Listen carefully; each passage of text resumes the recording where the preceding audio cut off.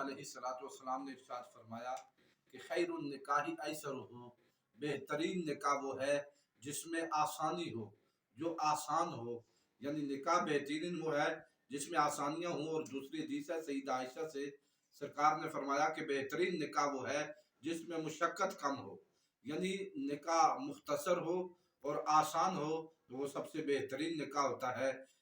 جو غیر شرعی رسم و رواج ہیں نکاح میں، ان سے بچنا چاہیے۔